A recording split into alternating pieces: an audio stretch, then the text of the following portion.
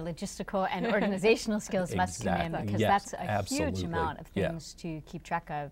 Wow. Give us an idea of what type of trees you grow, because my understanding is you have some very unique trees on your farm. Well, they're the commodity trees, the trees that you see everywhere, the red oak and red maple and lindens and things that if you can identify the trees, you would see them on every street all over everywhere. And we like to grow some things that are not so common. There are trees that if you look in the plant books that the people like me all have on their shelves, it says this tree is great, it's got pretty flowers and it's really nice in the summer and a beautiful red in the fall and it doesn't get any kind of bugs, but it's impossible to find in the trade. And when I see that, I say, well, let's see if we can find some of these, and I put some in the ground.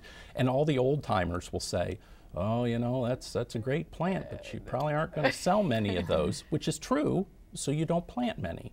And right now, with the housing downturn the way it is, those commodity trees, the really common trees, are not selling because they don't get used.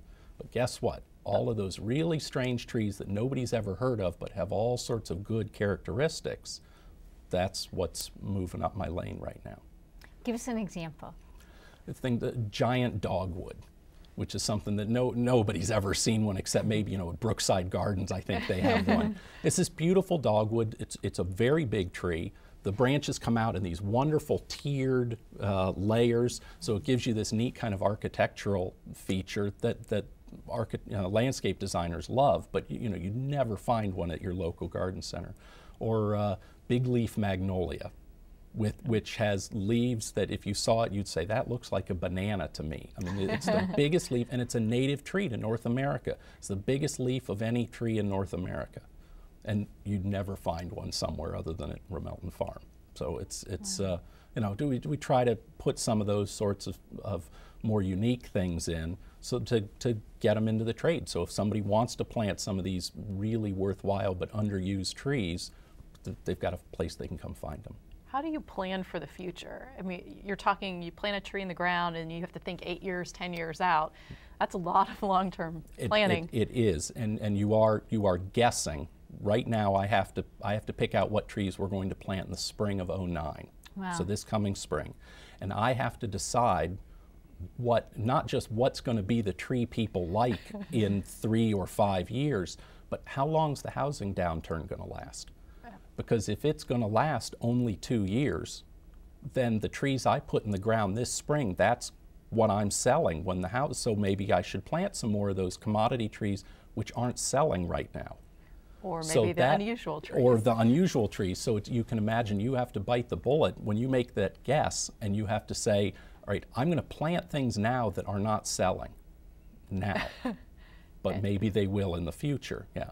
And the solution really, you can't guess perfect. It's like picking perfect stocks or something. You can't do it. So what you do is you diversify, just like somebody in the stock market would.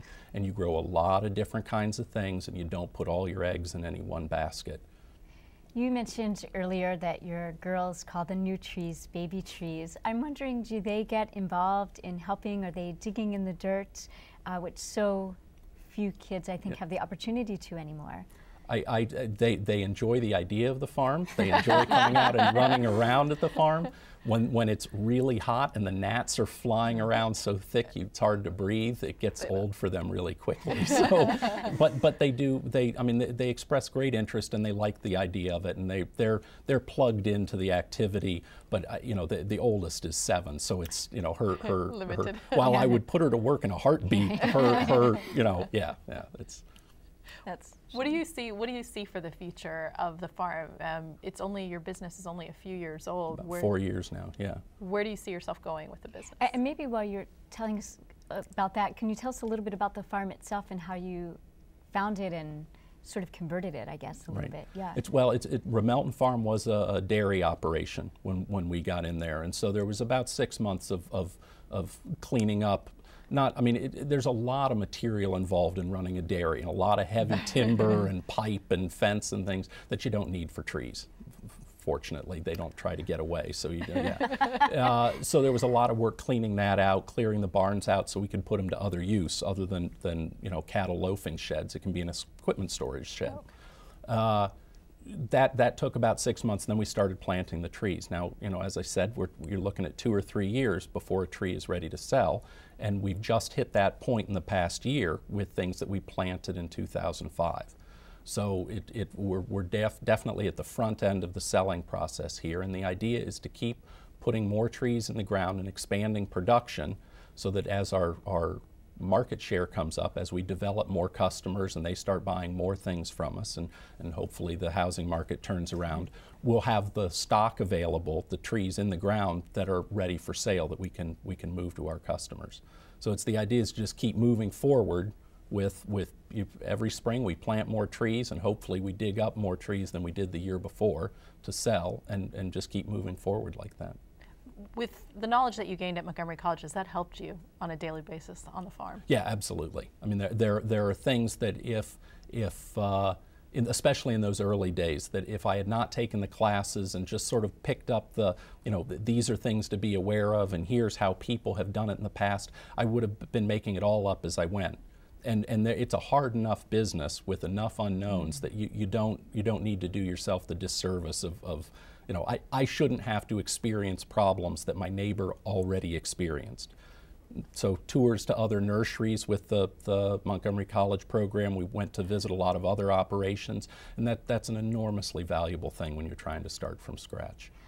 When you grew up, and of course that was a different kind of farm, a horse farm, have you found that you have a little step ahead of everyone because you know the farm life, or it's so different, a horse farm versus a tree farm, that it didn't really make a difference at all? No, it's actually a remarkably large amount of just carryover kind of wisdom and understanding.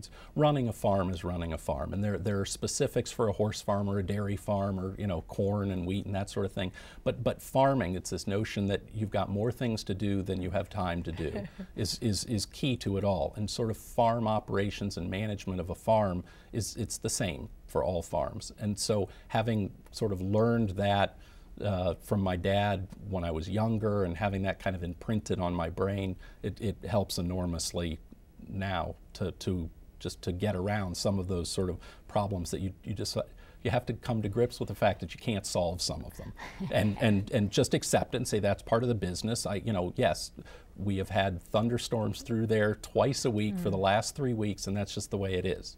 And you can't, you can't go diving for the antacids every time the weather turns bad. That's the way it is. I guess you have to accept that your to-do list is perpetual or ongoing. You'll never cross everything off. And I think that's for everybody has a long to-do list. Yeah. Steve, thank you so much for sharing a little bit of your story with us. We have to take a short break, but when we return, we'll take a closer look at the Landscape Technology program at Montgomery College. Stay tuned, you're watching Campus Conversations.